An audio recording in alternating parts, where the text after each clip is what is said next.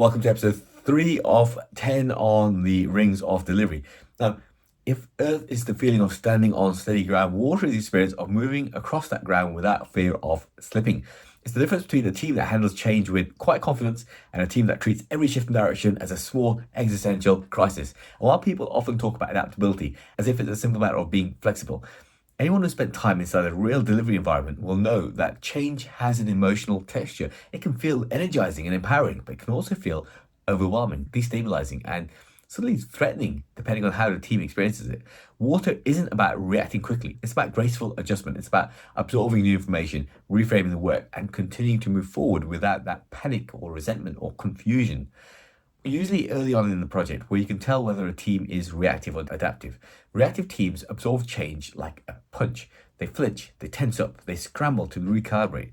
Everyone rushes to reinterpret what the change means for their slice of work, and suddenly the sprint board becomes a bit of a battlefield of rewrites, re-estimations, and quiet disagreements.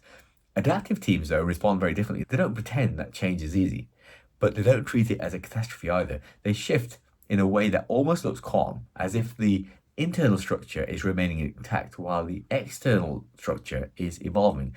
They don't waste that time or energy fighting the new information. They metabolize it. And that is the essence of water, the ability to remain whole while reshaping yourself. Think about a river. When the river bends, the water follows the curve. It doesn't forget that it's a river. It doesn't resist the shape of the bank. It maintains coherence even as it flows. That's what adaptive teams do. They hold their identity, what the team is, how the team works, and what anchors the team while adjusting to the direction of travel. That's why water can only be strong when the earth is strong, without a sense of shared meaning. Any new input becomes destabilizing. But once the ground is steady, the water becomes much easier to cultivate because the team understands that while the water may change shape, the way they navigate remains steady. One of the lesser known and lesser discussed aspects of change is that often humans treat it as a critique. When priorities shift, people assume that their previous work was wrong, or that the goalposts maybe weren't clear, or maybe that leadership is incompetent, or that the efforts have been wasted.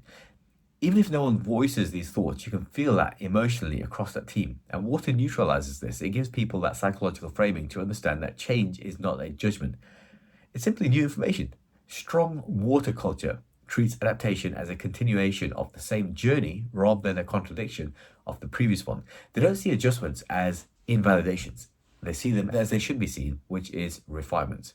And this is what creates a team that can evolve without that emotional turbulence. Now, one of the most fluid teams that I've worked with had a simple habit that shaped their entire culture. Whenever a new piece of information arrived, insight from a user research, a shift in market conditions, technical discovery, they paused not to question that information, but to understand the implications together. They'd sit in the room, sketch on a whiteboard, and ask, what changes because of this?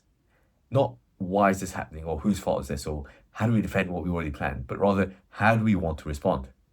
And this was great for me to watch because the questions they asked were not defensive, they were curious. They understood that change is an opportunity for refinement rather than evidence of failure. Their water was strong because they engaged change with an open hand rather than a clenched fist. As a result, any roadmap shifts did not result in the team burning out. They just simply adjusted the course with clarity, with speed, and because they weren't emotionally resistant, they weren't emotionally drained. And something else that people misunderstand about water is the idea that adaptability means moving quickly. It doesn't.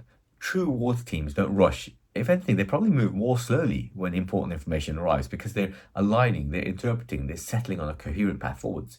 The speed will come afterwards once the adaptation has been digested. So what water really does is it removes the friction of hesitation, the friction of doubts, and friction of constant rewrites. It creates a sense that progress is always possible, even if the destination is changing.